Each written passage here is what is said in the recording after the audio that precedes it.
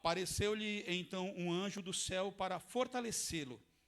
E com muita angústia ele orou intensamente, de forma que seu suor era como gotas de sangue que caíam ao chão. Levantando-se da oração e indo aos talmidim, ou os discípulos, encontrou-os dormindo por causa da tristeza. Ele lhes disse: por que estão dormindo? Levantem-se e orem, para que não sejam tentados ou entreis em tentação. Glória a Deus. Senhor Deus e Pai, eu quero te agradecer, Senhor, por esse dia de hoje. Pelo final de semana ontem foi muito bom. Com a minha esposa, a gente pôde estar junto com a família também. Eu sei que os irmãos também estiveram. Eu quero te agradecer hoje, porque o teu sacrifício, ele também liberou essa bênção para nós. Outrora a nossa família era perturbada. Eu vivia bebendo, fumando, prostituindo, adulterando. E hoje esses males não entram mais na minha casa, Senhor. Mas não é honra nossa, é porque o teu amor nos alcançou e nos deu bênção e vitória, Senhor, em todas as áreas da nossa vida. Pai Santo, abençoe o teu povo, os que estão aqui, os que não puderam estar aqui. Que a tua palavra venha de encontro a cada necessidade, que nós possamos sair daqui revigorados pelo poder da tua palavra. Usa, meu Deus, o pregador, que eu também preciso muito, Senhor, da tua palavra. Eu preciso entender a tua mensagem. Eu entendo tão pouco, Senhor, porque eu busco tão pouco. Mas que a tua misericórdia esteja estendida sobre nós nessa manhã. Isso eu te peço em nome do Pai, do Filho e do Espírito Santo. Amém. Glória a Deus. Jesus foi até o fim. E nós precisamos ir até o fim. Tem um texto lá em Daniel, no capítulo 12, versículo 13. Deus falou para Daniel: tu, porém, vai até o fim. Então, nós temos que ir até o fim. No meio da caminhada vai ter tribulações, intempéries, vai ter muitas coisas. Isso aí é normal, tá, gente? Isso acontece com todo cristão. E aconteceu com Jesus também. Só que nós não podemos dar moleza, porque nós temos o Espírito Santo, nós temos Deus para nos guiar e nos fortalecer no meio da caminhada. Lá em João capítulo 12, versículo 20, se não falha a memória, a Bíblia diz que alguns gregos vieram até Jesus, veio até Filipe e falou: Filipe, nós queremos conhecer o Mestre. Aí Filipe levou eles até Jesus. Quando eles chegaram, Jesus falou assim, eles falaram: olha, nós queremos te conhecer, Senhor. Os gregos, né? Faltava uma semana para Jesus morrer. Uma boa oportunidade para cair fora do problema, sim ou não? Faltava uma semana. E os gregos queriam levar ele para a Grécia, porque os filósofos, os estudiosos, viram que Jesus não só ensinava, não só pregava, mas também fazia milagres. Então era muito rentável levar Jesus para a Grécia, entende? Aí quando eles chegam, Jesus olha para eles, já entende que eles querem levar Jesus para a Grécia.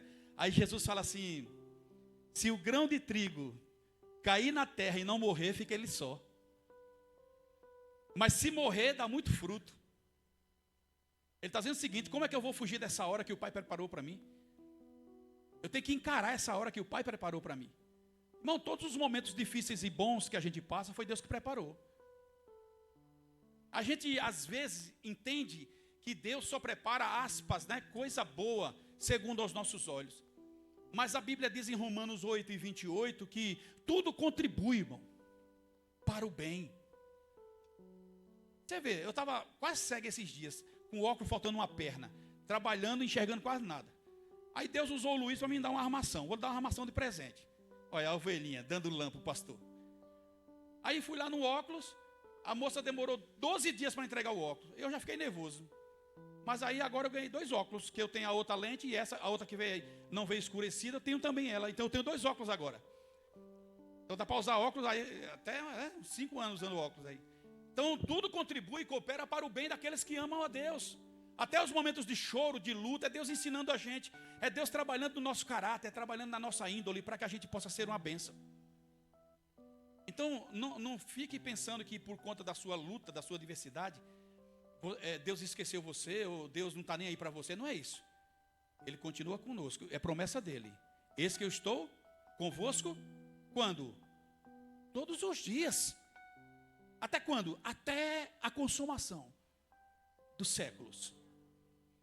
Então nós estamos diante de A última ceia do Senhor está registrado nos 4 evangelhos: Mateus, Marcos, Lucas e João. Eles registraram a última ceia, a última noite do Senhor Jesus aqui na terra. A Bíblia diz que eles, depois da ceia, Mateus vai dizer que eles cantam um hino. Depois da ceia, talvez 6, 7 horas da noite, eles comem a ceia e Jesus fala assim: vamos para o Monte das Oliveiras. Só que antes de ir, vamos cantar um hino. Irmão, Jesus sabia, Judas já tinha saído da mesa para traí-lo, para entregá-lo. Jesus sabia que naquela noite ele ia ser preso. Não vá pensando que ele foi preso, amarraram ele um pouquinho ali. Não, judiaram dele naquela noite. Então ele sabia que o negócio ia estreitar. E o que é que ele faz? Ele canta um hino, irmão. E quantas vezes nós não queremos louvar a Deus por causa da nossa dor? Eu não estou bem hoje não. Eu não quero cantar hoje que eu não estou bem não. Hoje eu não vou ensaiar que eu não estou bem não. Mas Jesus, sabendo da traição, sabendo da luta, a Bíblia diz, não está escrito na profecia que ele cantaria um hino, eu não sei. Mas a Bíblia diz que eles cantaram um hino naquele dia. O escritor aqui, do comentarista aqui dessa Bíblia, ele diz que possivelmente uns salmos, eles cantaram uns salmos ali. E quantas vezes a gente deixa de adorar a Deus por conta da nossa dor, por conta da nossa adversidade, por conta do nosso problema, a gente deixa de adorá-lo. A gente não quer adorar a Deus só quando tudo está bem. Dinheiro no bolso, comida na mesa, emprego bem, saúde ok. Jesus é maravilhoso. Mas na primeira intempéries, Jesus já não é mais maravilhoso. Nós já não queremos mais adorá-lo, queremos deixá-lo de lado. Fala para ele, vá até o fim, rapaz. Tem que ir até o fim. Já diz o hino da harpa, que não lembro o número agora, mas os mais belos hinos e poesias foram feitos em tribulação. Mas antes da gente passar luta e diversidade, Jesus passou primeiro. Ele passou primeiro, para dar exemplo para nós.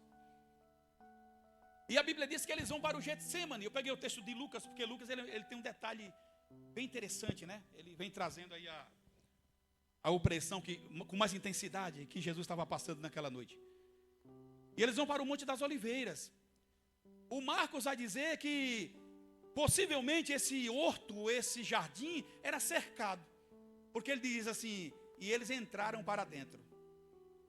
E era tipo um Ibirapuera, né? Quem foi lá sabe, né? Ou o Parque dos Pássaros ali, sabe? Um jardim. Era muito bonito, era um lugar de olivas, de oliveiras. E eles entram para dentro.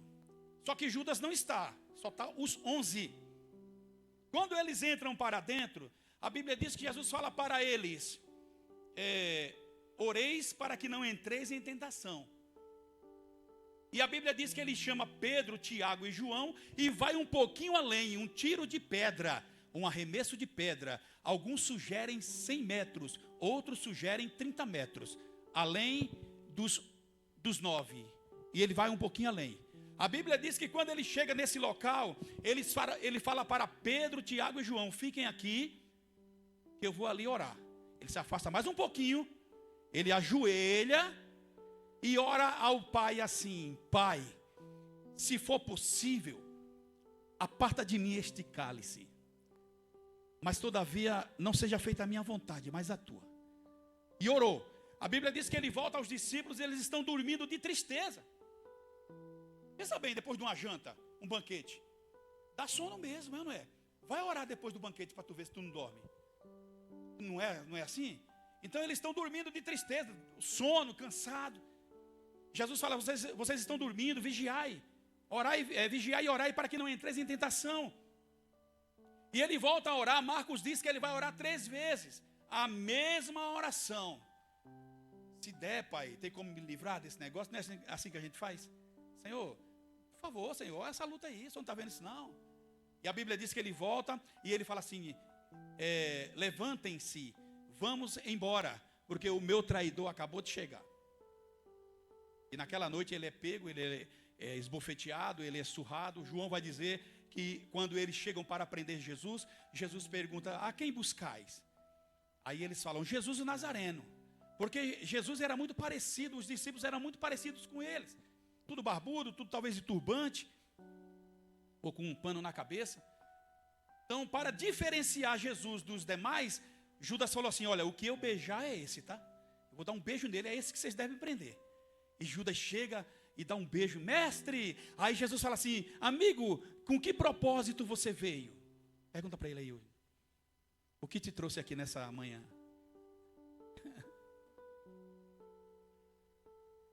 E a Bíblia diz que, aqui no ouvido de Judas, ele fala assim: com um beijo você traiu o filho do homem.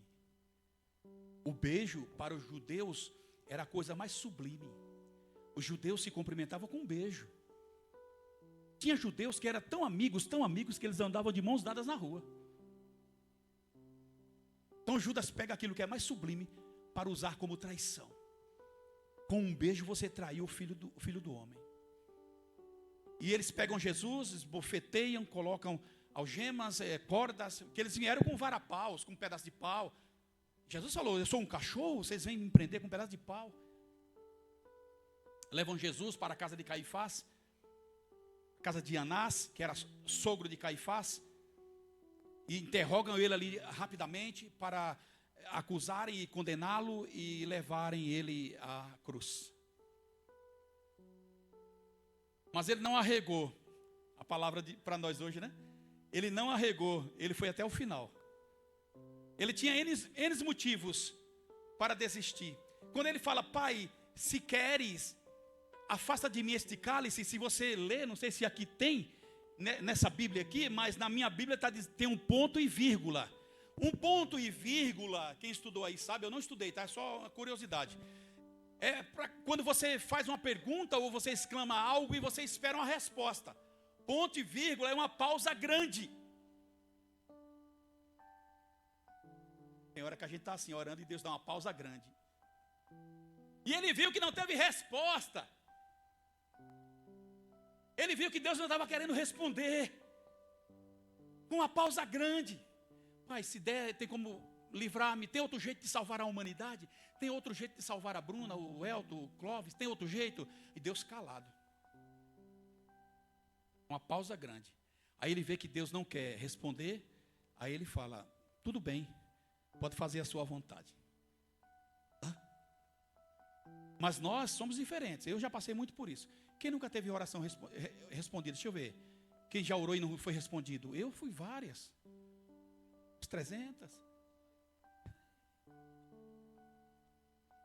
Quantas vezes a gente ora, faz campanha de oração, não é? No monte, ou sei lá, numa igreja, ou aqui mesmo. E Deus parece que não está nem aí, irmão, para a nossa oração. Está nem aí. O Paulo, ele orou, né? 3 vezes para Deus tirar o espinho da carne dele. Não foi? Jesus ficou calado. No finalzinho, Jesus falou assim: minha graça te basta. Continue fraco, porque quanto mais fraco você tiver, mais poder eu vou injetar em você.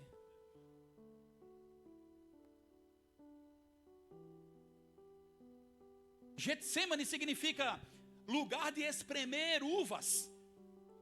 Getsemane significa prensa de uvas, de prensar uvas. É onde a uva ela é colocada entre duas pedras ou uma tora, e aí é imprensado com toda a força, e desta uva sai o óleo. Muitas vezes nós estamos precisando ser imprensados para sair um olhinho. A gente está meio seco, sim ou não? A gente está muito, como disse a Flávia, na copa. A gente está muito carnal, muito assim, mas a Bíblia diz que Jesus foi moído ali naquela noite. Foi imprensado. Então o Getsemane é o lugar de prensas, ou de prensar uvas. É onde a uva ou a oliva, né, a oliveira, ela é esmagada, até extrair o óleo. O óleo representa o Espírito Santo. O Eclesiastes 9:8, se não falha a memória, ou 8:9, diz que nunca falte o óleo sobre a tua cabeça. Nunca falte alegria na tua vida. E nunca falte o óleo sobre a tua cabeça. O óleo representa o Espírito Santo. Irmãos, como nós temos deixado ele de lado, sim ou não? Porque o quebrantamento quem traz é o Espírito Santo. Veja bem, nós não nos quebrantamos mais. Ninguém chora mais na igreja. A gente nem lenço traz mais para a igreja. Porque a gente vem como uma coisa formal. É domingo, é culto, é ceia, vamos lá. Mostrar o nosso trabalho, fazer o nosso trabalho, depois vamos para casa. Mas nessa manhã que o Espírito Santo nos conduz ao quebrantamento, ao arrependimento, para que haja lágrima, para que haja choro, para que haja quebrantamento, para que haja devocional diante dEle. Tem hora que a gente está falando algo espiritual para uma pessoa, a pessoa está em outro mundo. Eu estou falando um negócio tão forte, ele não sentiu nada. Está longe ali. Mas concentre essa manhã, em nome de Jesus, esse tempo que você preparou para vir adorar a Deus. Peça para Deus encontrar um lugar de quebrantamento na sua vida. Senhor, permita-me quebrantar nessa manhã, porque eu estou muito assim, muito agitado, muito corrido, muito...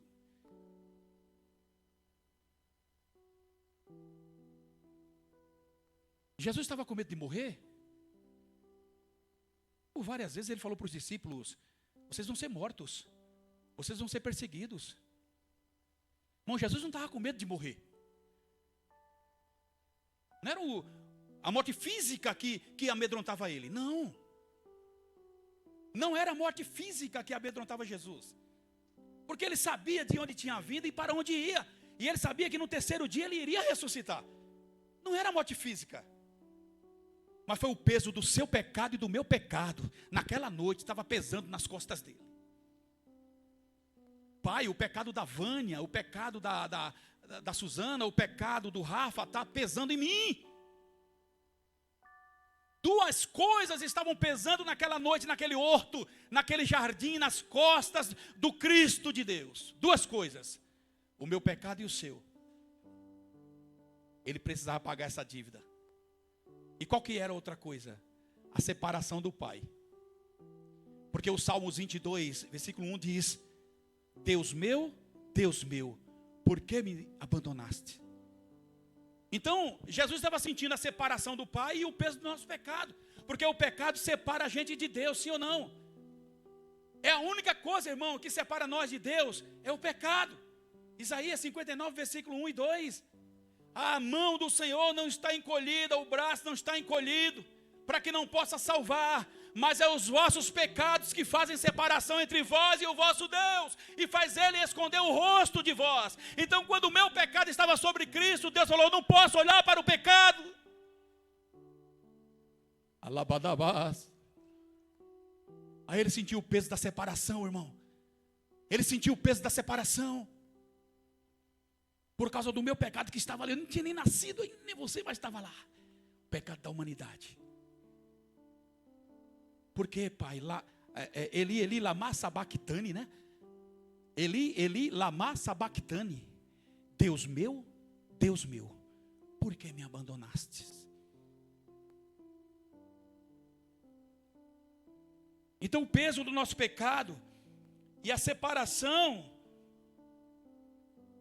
estavam fazendo ele sofrer. Estava pesando nas suas costas. Mateus 26, 38, Aninha, por favor. Deixa eu ver o que é que tem aqui. Eu anotei, deve ter a ver com isso aí. Mateus 26, 38.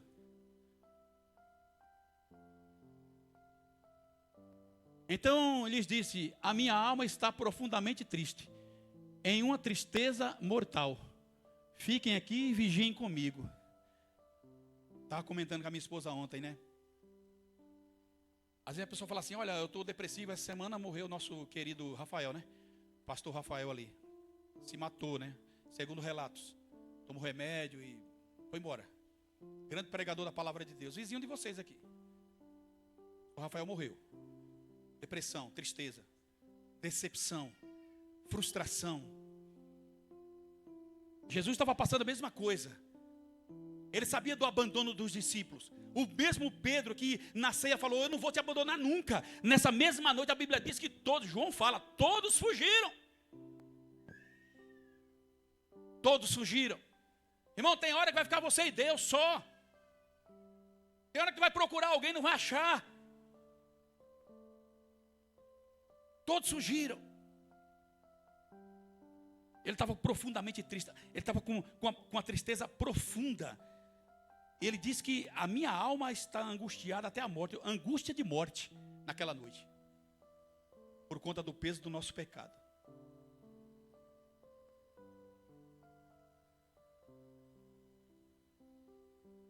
Sabe o que eu acho lindo em Jesus, meu? A gente vem aqui adorar.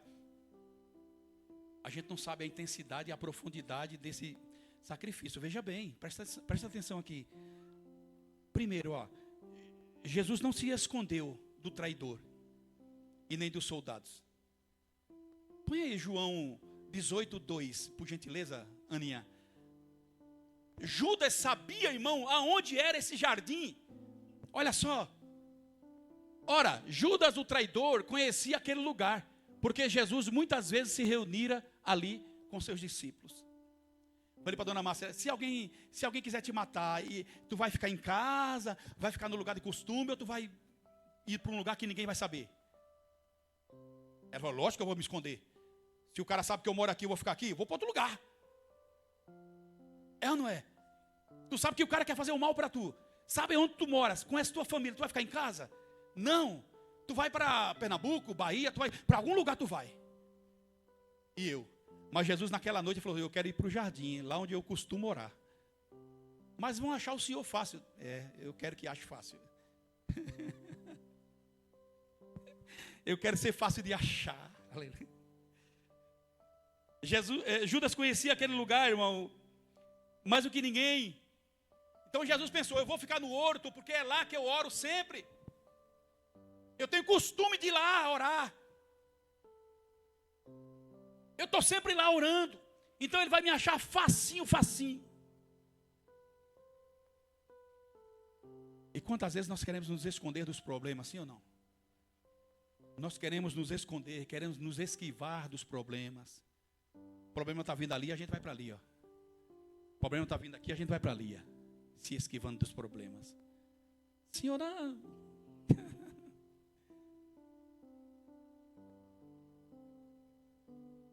Algumas palavras de Jesus nesse jardim. Vamos tratar disso nessa manhã. Algumas palavras de Jesus nesse jardim. A primeira coisa, quando ele chega no jardim, escolhe o lugar que eles vão acampar. A primeira coisa que ele fala para os discípulos, qual que é? Orai, para que não entreis em tentação. E o escritor diz o seguinte, que a única coisa que livra você da tentação é a oração. Ah, mas eu vigio bastante. Não, é a oração. Se você não ora, você está vulnerável à tentação. E a tentação não deixa você orar. Pode ver. Você sempre foge da oração. Você está sempre fugindo. A oração é o único dia que a gente consegue atrasar. Prestou atenção? O dia da oração, a gente sempre tem um negócio que amarra a gente. É o inimigo dizendo assim, você não pode orar não, que eu quero te tentar até umas horas. Eu vou te tentar. Tu não está orando, então tu está fácil. Eu não vou deixar você orar. Aí todo culto de oração a gente tem um trabalho para fazer, tem uma correria, a gente tem um atraso, engasgou no meio do caminho, aconteceu alguma coisa, ou por voluntariamente, ele fala, não quero ir cedo. Porque o diabo quer você fraquinho, bem fraquinho, para tentar você até umas horas. Aí você xinga, você fala mal, você fofoca, você olha a coisa que não deve, ouve que não pode. É a tentação vindo.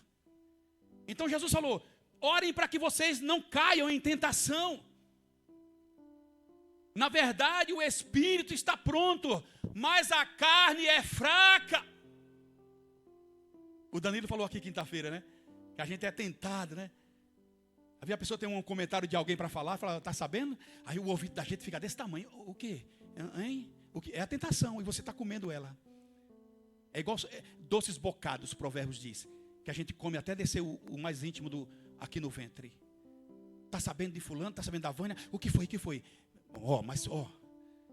E o Danilo comentou do ciclo de oração, né? Que as irmãs, gente, eu vou falar aqui, mas é para a gente orar, tá? A irmã fulana de tal está assim, assim, assim. É tentação, no meio da oração. No meio da oração. Aí Deus nem recebe mais aquela oração. Vai ficar aqui fazendo papel de tolo e de bobo aqui. Não vai ouvir mais. Porque o Espírito Santo não compactua com isso. Comentários. Oreis.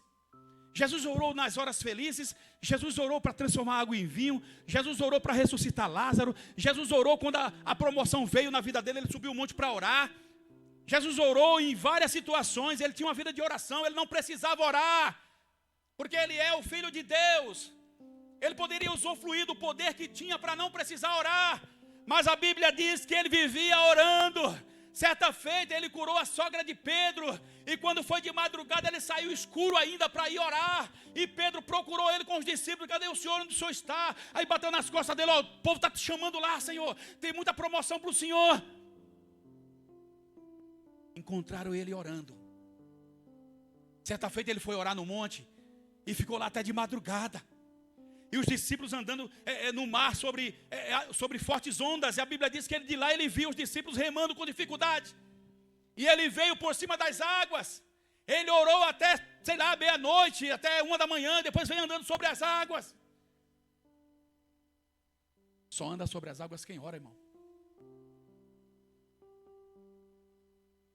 Irmãos, eu lembro, quando a gente estava aqui no Noevo, pastoreando, o culto de oração era o melhor culto da igreja, Clóvis. Tinha um culto na quinta e na segunda era a oração. Irmãos, pensa no culto cheio, irmão. Era oração de tarde, oração de manhã, era oração de noite. Era um culto, irmão, avivado. Deus curava câncer, Deus curava lepra, Deus curou tantas coisas ali, irmão. Porque o povo estava empenhado na oração. Era o culto mais bem visitado, era o culto de oração. Deus falava, pode ver, Deus não está mais manifestando a revelação na igreja, porque a gente está perdendo a comunhão com Ele. Mas nessa manhã, é manhã de a gente ir até o fim, restaurar esse lado de oração que a gente tinha e a gente deixou perder, caiu no meio do caminho. Tem gente que o culto de oração não faz parte da agenda dele. Não, o meu trabalho na igreja é arrumar, trabalhar, pregar. Oração não faz parte desse, não faz parte. Se a oração não faz parte da sua vida, oração não é prioridade para você. Então muda esse quadro nessa manhã. É recomendação do mestre. Oreis para que não entreis em tentação. Pastor, mas eu faço minha oraçãozinha em casa. Irmão, tu ora em casa não, irmão. Só se o negócio estiver muito feio mesmo, tu vai orar. É difícil orar em casa. Por isso que a gente tem que se reunir numa igreja, num monte, em algum lugar, para orar. Oreis para que não entreis em tentação.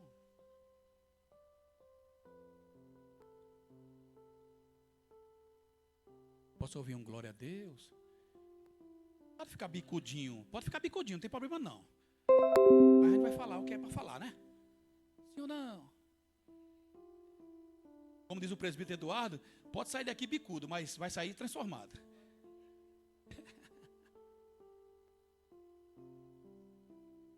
Por isso que a gente colocou, né? Deus colocou no nosso coração para a gente colocar a oração a semana toda, né? Mas não é para enfeitar, dizer que a igreja está orando, né? Não, é necessidade, eu preciso orar. Você também precisa. Aí quer trabalhar na igreja sem oração? Quer fazer a obra sem oração? Quer ter ministério sem oração? Aí não vai, não. O pastor está de olho.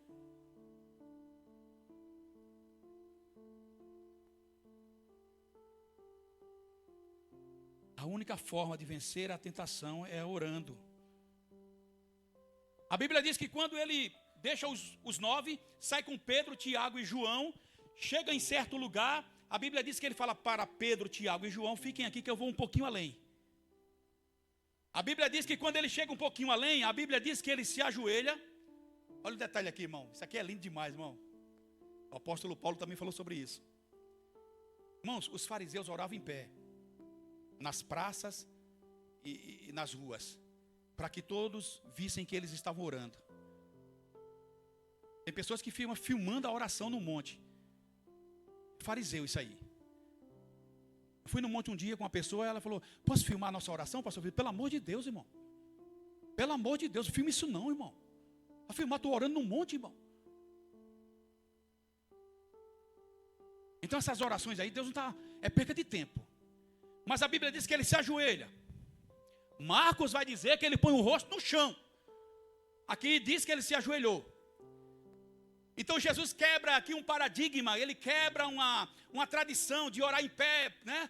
Buscando a Deus. Mas aqui o Filho de Deus, o Cristo de Deus, ele mostra, quando você se ajoelha, você mostra a submissão àquele que você está orando. Quando você se ajoelha, você está dizendo assim, tu és grande e eu não sou nada. Está se ajoelhando diante daquele que pode tudo, daquele que é maior do que você.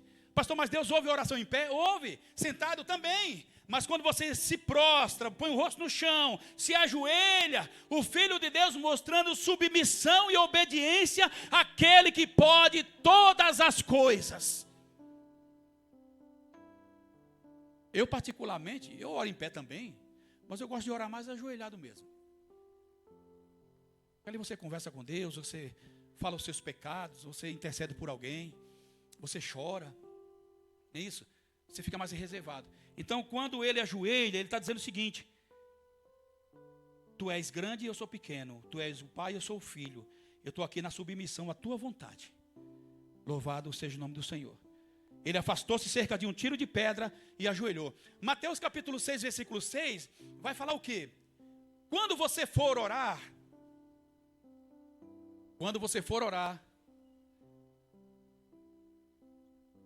mas quando você orar, vá para o seu quarto. Foi isso que ele fez, lá no horto.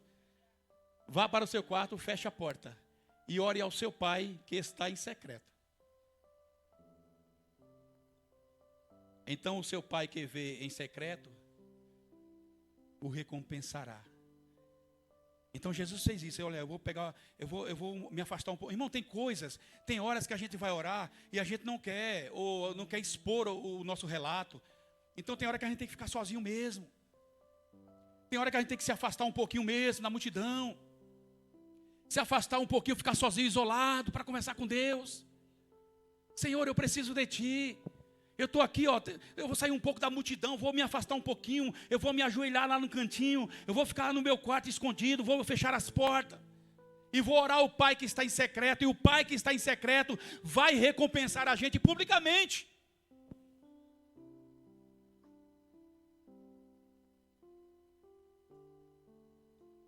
A postura na oração de joelhos. Põe aí Marcos para nós, 14:35, Aninha, por favor. Marcos 14:35. Indo um pouco mais adiante, prostrou-se no chão e orava para que, se possível, fosse afastasse dele aquela hora. E dizia, aqui que é legal, né, irmão? Abba, Pai. Então você consegue imaginar o Criador de todas as coisas? Consegue imaginar ele chamando Deus de papaizinho? Que no hebraico é papaizinho. Já parou para pensar? No Criador de todas as coisas? Chamando Deus de papaizinho? Bom, já pensou a Manu, o meu netinho Nicolas e os bebês aí, quando chama o papai numa palavra diminutiva, não dá uma sensação legal? Você não fica todo apaixonado? O meu neto, por exemplo, chama o Eric de papaia, né? Papaia, ele fala, né? Então, quando o filho chama o pai nessa linguajar diminutivo, de carinho, ele está chamando o Deus de papaizinho. Papaizinho. Pensa aí, irmão, fecha os olhos um pouquinho. 30 segundos, fecha os olhinhos, 30 segundos. Agora imagina o Todo-Poderoso, Criador de todas as coisas, prostrado com o rosto no chão e chamando o pai de papaizinho. Imaginou já? Papaizinho. Papaizinho. Como que Deus fica, irmão? Como que Deus fica, irmão? O filho dele chamando ele de papaizinho no horto, que logo, no jardim, no horto, que logo ele vai ser triturado. É o filho pedindo socorro ao pai. Muitas vezes estamos assim. Ou não? Ou foi só comigo? Senhor, não estou aguentando esse fardo. Senhor, não estou aguentando essa luta. Esta luta está me devorando. Essa luta está acabando comigo. Quantas orações fizemos assim já, irmão? Eu, você. Senhor, até quando essa luta essa prova vai ficar? Papaizinho. É o carinho com Deus, é o carinho com o Pai. Às vezes estamos tão necessitados que a gente fica xingando Deus sem saber. apressando Deus, imprensando Deus na parede. Cadê o Senhor? Onde o Senhor está? Mas é para chamar ele de papaizinho. Papaizinho, vem nesta hora, vem nesse momento, vem nessa luta, vem nessa briga.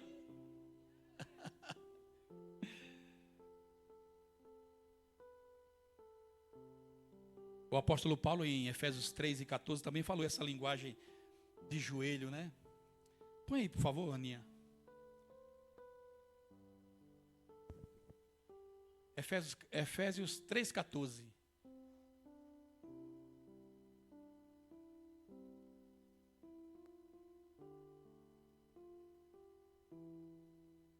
Quando tudo deixares no altar. Tem não, Ninha? Por essa razão ajoelho-me diante do Pai. Irmão, as orações eram feitas em pé. Mas Paulo está dizendo, eu vou quebrar uma regra aqui. Eu vou me colocar de joelho diante do Pai. Manda mais um. De quem toda a família nos céus e na terra recebe o nome. Oro para que, segundo as riquezas da sua glória, Ele os fortaleça poderosamente, no íntimo por meio do seu Espírito. Isso para que Cristo habite pela fé no coração de vocês, de modo que estejam arraigados e alicerçados no amor. Assim vocês perceberão, com todos os santos, toda a igreja, qual é a largura, o comprimento, a altura e a profundidade do amor de Cristo. Hein? É uma mensagem de reflexão para nós. Poderia trazer aqui, vamos dar uns pulos, não. É para a gente refletir o quanto nós estamos longe. Irmão, tem hora que eu falo, Senhor, como eu estou longe do Senhor. Como eu estou longe, Senhor. É correria, é trabalho, é o pecado cercando, é os problemas. É um problema financeiro, que o que mais corrói o cristão, né? É o problema financeiro, destrói a vida do homem. É ou não é? Mas tudo é passageiro. Tudo é passageiro.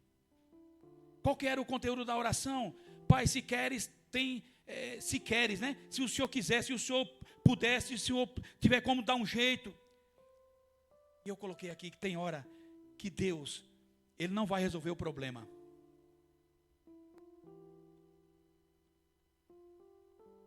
Irmão, tem hora, tem os problemas que não estou com os problemas aí, que tem dias que eu estou orando, meu Deus, resolver, mas que Deus está calado nesse problema, irmão. Irmão, tem problema que Deus não vai resolver, porque Ele sabe o que está fazendo. Tem problemas que se Ele resolver, parece que a gente vai desviar.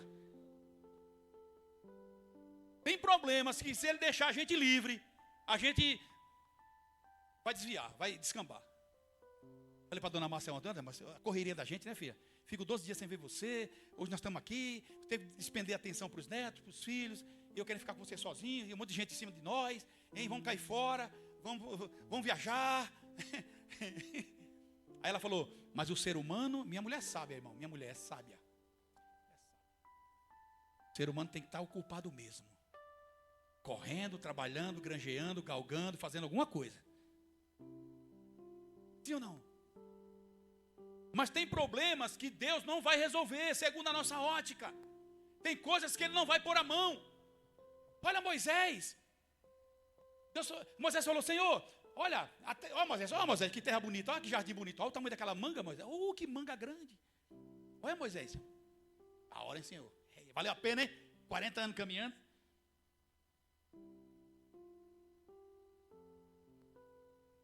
Só que você não vai entrar lá não, viu? Quê? Vai entrar lá não. Levanta outro. Levanta Josué aí, ó. Mas como assim? Chega. Basta. Irmão, qual que era melhor? A terra prometida ou estar perto de Deus?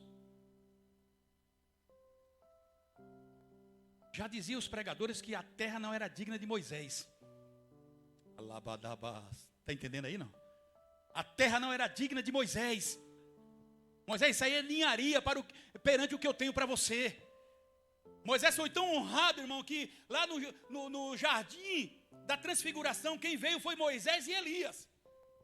Bíblia diz que Jesus estava lá no Monte da Transfiguração, e a Bíblia diz que a roupa dele ficou tão branca, tão branca, tão branca, que nenhuma cândida na terra poderia deixar branca daquele jeito. Aí Pedro ficou todo alvoroçado. Senhor, vamos fazer 3 cabanas. Está lá em Mateus 17, se não falha a memória, tá? Vamos fazer 3 cabanas, uma para ti, uma para Moisés, outra para Elias. E vamos ficar aqui, porque esse lugar está gostoso. Sem saber o que dizia. A Bíblia diz que uma nuvem veio, cobriu eles, Moisés e Elias falando com Jesus sobre o seu sofrimento. Olha que coisa tremenda. Irmão. Um que morreu e o outro que não morreu, os dois. E tu está com dúvida se tu vai. Tu está com dúvida se tu vai para o céu. Tu está com dúvida. Tu fica com dúvida se tu vai para o céu. Se eu perguntar agora quem vai para o céu, poucos vão levantar a mão. Porque tu tem dúvida se o céu existe mesmo. Pois eu digo que existe. Abraão, Isaac e Jacó estão lá.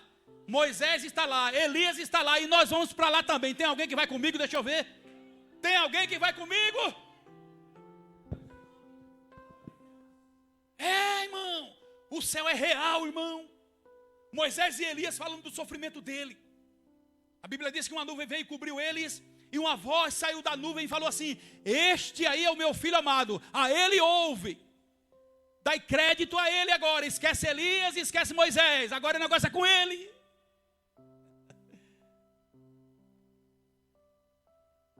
A Bíblia diz que posto em agonia, no Getsemane, no lugar da prensa, foi quando começou a prensar ele. Ele sentindo o peso do pecado do Severino, Antônio, esqueci o nome aí, Francisco. Sentindo o peso do pecado do Francisco, irmão. O meu pecado. Ele começou a ficar agoniado, angustiado. E ele orava: Pai, livra de mim esse cálice, mas pode fazer a tua vontade. A Bíblia diz que ele ficou tão angustiado, que o seu suor foi transformado em grandes gotas de sangue. Ou gotas de sangue corriam do seu rosto e batiam no chão. E quanto mais intensa era a agonia, mais ele orava, mais ainda. Tem hora que a gente fala assim: Senhor, eu estou tão angustiado que eu não aguento nem orar. É para fugir da oração. Vai para onde? Para onde ele ia? Ele ia para onde? Para onde ele iria? Se só Deus ali tem a solução. E começou, irmão, suar sangue, irmão.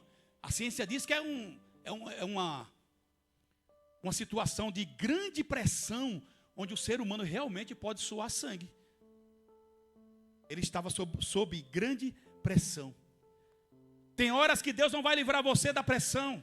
Tem hora que Deus não vai dar um jeito na situação. Mas Ele vai mandar conforto para você no meio da prova. Vai mandar conforto no meio da luta. A Bíblia diz que um anjo desceu do céu e começou a confortar ele. Um anjo desceu do céu e começou a confortar. Ô irmão, que palavras o anjo estava falando para ele? Eu fico imaginando o anjo, que é criatura. Meu Senhor, está tudo bem?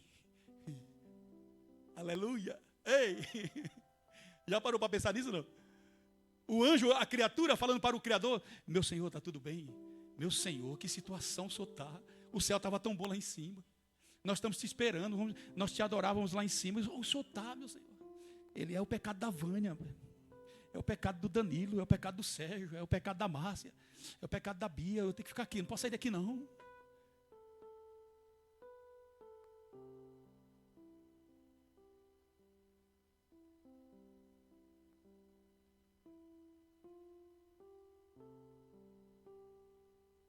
Por isso, irmão, que, como Jesus disse, oreis para que não entreis em tentação, a gente tem que tomar muito cuidado na nossa vida de pecado hoje, sabe? Porque se a gente peca sabendo que não pode, deliberadamente, não tem mais remissão não. Só resta agora um ardor de ira e fogo ardente sobre os que não temem a Deus. Então ele, quanto mais ficava alta a agonia, mais crescia, mas ele orava intensamente. E é isso. Está difícil? Ore. Está complicado? Ore. Falei para a Jane, né, Jane? Jane chegou aqui. Jane, eu não vi você quinta-feira na oração. Cheguei aqui, o Rafael já estava debruçado, clamando. Eu digo: eita glória, vou entrar no fogo também.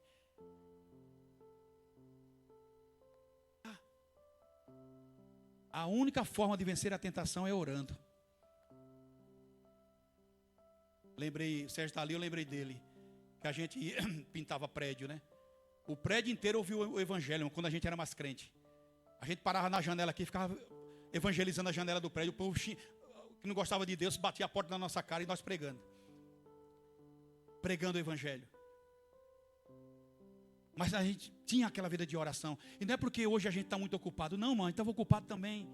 É que a gente tirava de onde não tinha, tempo de onde não tinha para orar, para buscar. Que nessa manhã você seja fortalecido, que você possa aumentar esse desejo, irmão.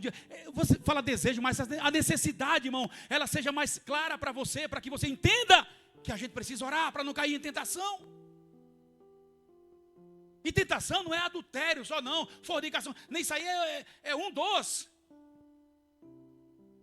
Tentação para comprar o que não precisa. Tentação para mandar embora o que não pode mandar. Tentação para falar o que não deve. Tentação para ouvir que não é legal. Tentação para fazer o motim. Tentação para se levantar contra uma obra, contra um vizinho, contra uma coisa. Tentação a falar o que não deve, a falar o que não pode, a interpretar de maneira errada, porque a mente está perturbada, vai entender tudo errado.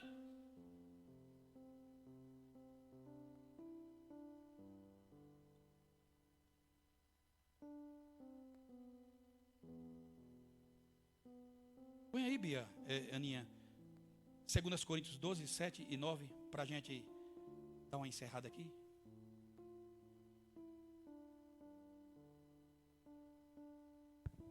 Segundas Coríntios 12, versículo... Isso. Aninha, põe o 7, Aninha, o 7. Para evitar que eu me exaltasse por causa da grandeza dessas revelações, foi-me dado um espinho na carne, um mensageiro de Satanás para me atormentar. Irmão, o espinho na carne de Paulo. Irmão, o espinho vem para a gente não se exaltar. Lembro do meu genro Eric nem falando com a gente estava mais. Passava de carro, o ocrão. Eu buzinava, pipi dele. Digo, olha só como ele está.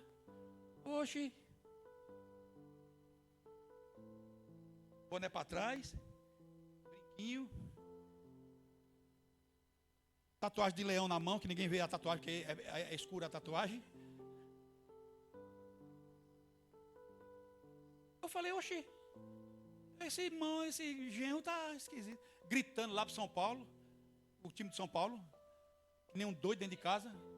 Eu falei, endoidou, isso aí já era, isso aqui doidou. Eu falei assim, está nas tuas mãos, viu? Não quero nem orar mais, está aí. Deus está, beleza? Já comigo que eu vou dar um jeito aqui? Enquanto você está intercedendo, está atrapalhando Deus trabalhar às vezes, sabe? Você fica assim, ai Deus, aí você para de orar e Deus deixa comigo. Eu só fui para a igreja quando a minha esposa parou de ir no meu forró. Meu irmão Luiz Carlos só se converteu quando minha mãe parou de orar por ele. Intercedeu, entregou nas mãos de Deus. Aí Deus pegou ele. Aí, rapaz, aí deu uma loucura nesse homem. Foi internado uns dias. Eu ia direto lá ver ele com a Renata. Aí ele falava, Renata. Ele falava, Renata, venha resgatar eu hoje. Porque eles vão me matar hoje, eu estou sabendo. Eric. E chorava, e me abraçava. Eu digo, estamos juntos. Mas foi Deus trabalhando, foi Deus quebrando. Está uma bênção hoje aí, ó. Diferente, é outro homem, irmão. Deus transformou. Outro homem, outra pessoa, meu genro. Eu digo isso que ele está aí, ouvindo a gente. É outro homem, outra pessoa. E dê graças a Deus quando Deus tem um projeto na vida da pessoa para entrar nesse processo. Porque tem pessoas que Deus deixa morrer.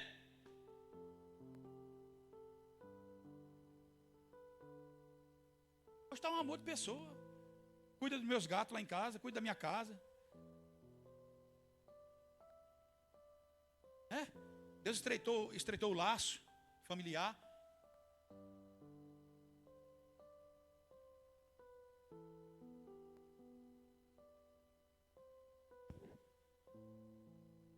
dói, Danilo.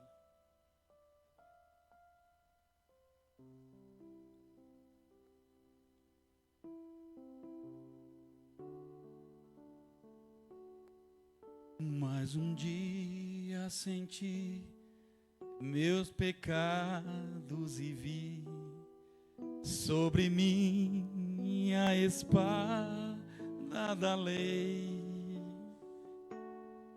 Apressado fugi, em Jesus me escondi e abrigo seguro nele achei. Cante. Foi na cruz, onde um dia eu vi meus pecados castigados em Jesus. Foi ali pela fé que meus olhos abri e agora me alegro em sua luz. Segura ali. Irmãos, muitas vezes quando nós estamos cochilando e dormindo, tem pessoas angustiadas. Muitas vezes quando estamos sonolentos espiritualmente, como disse a Flávia aqui, cuidando das nossas coisas, dormentes, tem pessoas angustiadas. Jesus falou para Pedro, cobrando de Pedro. Jesus não falou assim para a multidão ali, os discípulos, falou para Pedro. Mas chamou ele de Simão, irmão, lá no monte. Chamou ele de Simão. Simão significa varinha indecisa. Varinha verde, indecisa. Varinha fraca. Simão. Mas varinha. Eu contando com você, não aguento orar nenhuma hora, varinha. Ora comigo, varinha fraca. Mas Pedro, você não aguenta orar uma hora, Pedro. Enquanto ele estava angustiado, suando sangue, eles estavam dormindo. Às vezes é assim na nossa vida, irmão. Quantos parentes que nós temos estão nem dormindo de noite, passando angústia, passando luta, dificuldade, e nós dormentes na nossa vida, na nossa área espiritual, ministerial. Estou nem aí.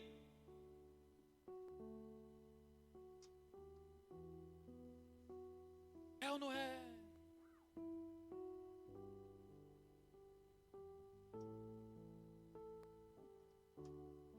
Quando Judas chega e prendem Jesus, a Bíblia diz que Pedro pega um punhal, uma espada, um facão.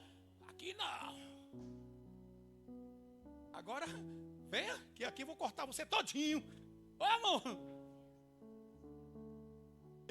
irmão, como Pedro era inconstante, não é? Na mesma noite que ele cortou a orelha de Malco, não é isso? O servo do sumo sacerdote, na mesma noite, naquele mesmo lugar, ele fugiu, irmão, com medo. E horas depois ele falou, eu não conheço esse homem.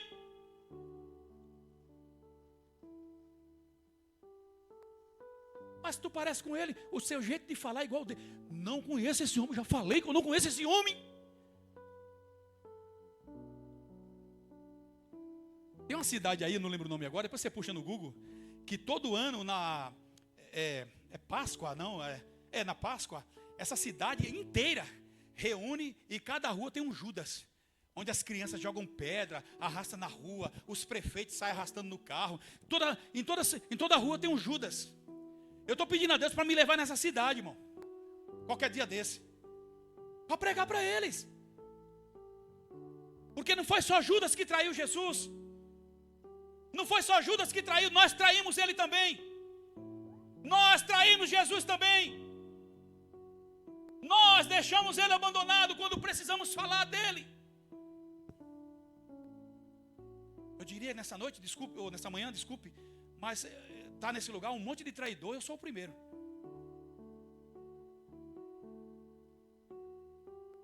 Pastor, chamando de traidor, pastor. Aí, quando Pedro corta a orelha de Malco,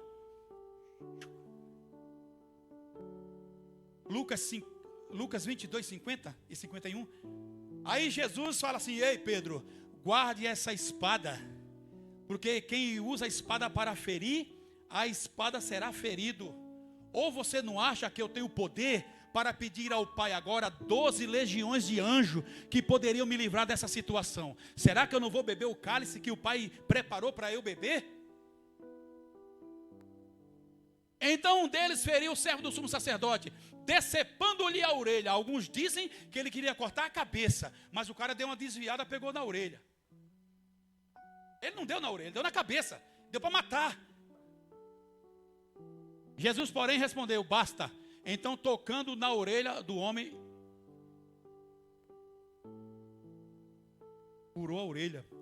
Antes da morte, esse aí seria o último milagre, porque ele cortou a orelha. Jesus foi lá e colocou de volta, com todos os neurônios, as veinhas, tudo de volta.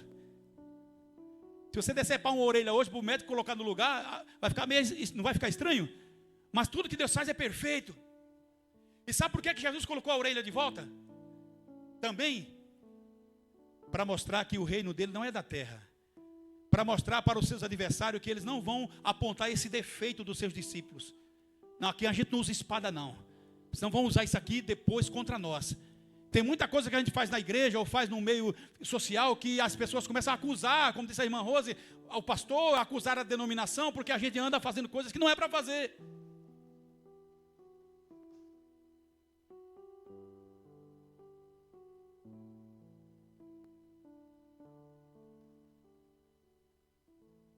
Glória. É a realidade, irmão, é nós, esse papel é nosso. É nós que estamos assim, ó. Mas vamos mudar, irmão, esse quadro. Tome gosto pela oração, vá até o fim. No meio da prova, vá até o fim. Não vamos negar o Senhor com as nossas atitudes, com as nossas mazelas. Vamos ficar firmes até o final. Ele tem bênção para nós. Ele foi até o fim por causa de nós, que ele foi até o fim, não podia desistir não. A Bíblia diz que depois que ele ora 3 vezes, a Bíblia diz, e ele se levanta. Quer se levantar? Comece a orar. Quer se levantar? Comece a buscar. Quer se levantar? Comece a ler Bíblia. Quer se levantar? Comece a comprar livros. Comece a investir na literatura, na palavra de Deus. Quer se levantar? Comece a consagrar a sua vida. O presbítero Fábio hoje mandou um alerta, né? No grupo dos músicos. Eu vi lá, digo, deixa eu ver. Vamos fazer uma consagração, galera? Eu não olhei, né? Quantos responderam? Ele deve saber.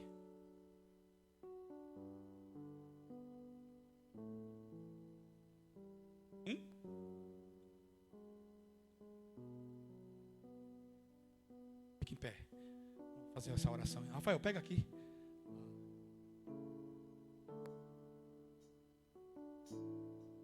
Mas um dia senti meus pecados e vi sobre mim a espada. Ore aqui comigo. Pai Santo, aqui está, meu Pai, os cálice do suco de uva e o pão, Senhor, que representa o teu corpo, representa o teu sangue. Jesus, nos perdoe, Senhor.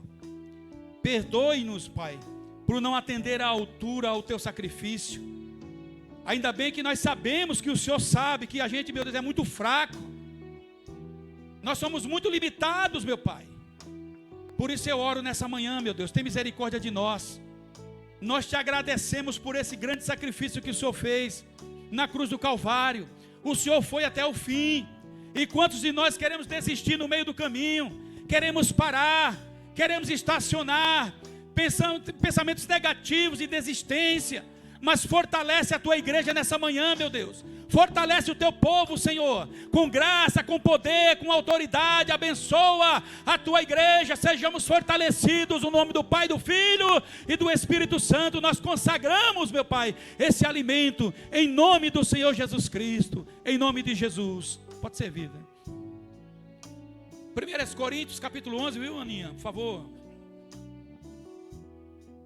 Que por mim morreu na cruz, foi na cruz. Cante. Pode sentar um pouquinho, senta um pouquinho. Ele vai servir você aí.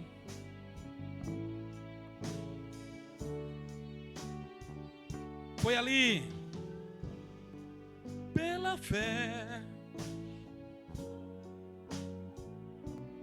E agora? Tem esse louvor aqui? Tem? Tem esse louvor? Quão ditoso então este meu coração, conhecendo o excelso amor que levou meu Jesus a sofrer lá na cruz para salvar o tão pobre. Agora em julho tem batismo, viu, Francisco? É, Francisco. E Riacho Grande está te esperando, né, Clóvis? Meus pecados castigados em Jesus, foi ali que meus olhos abri.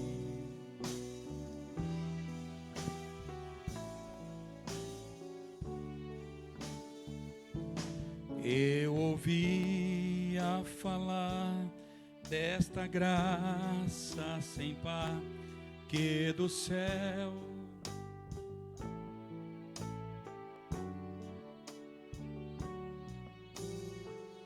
tudo me fiz, converter-me não quis ao Senhor.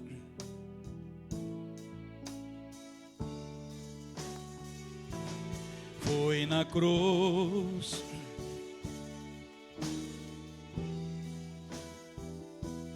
meus pecados castigados, foi ali pela fé que meus olhos abri. E agora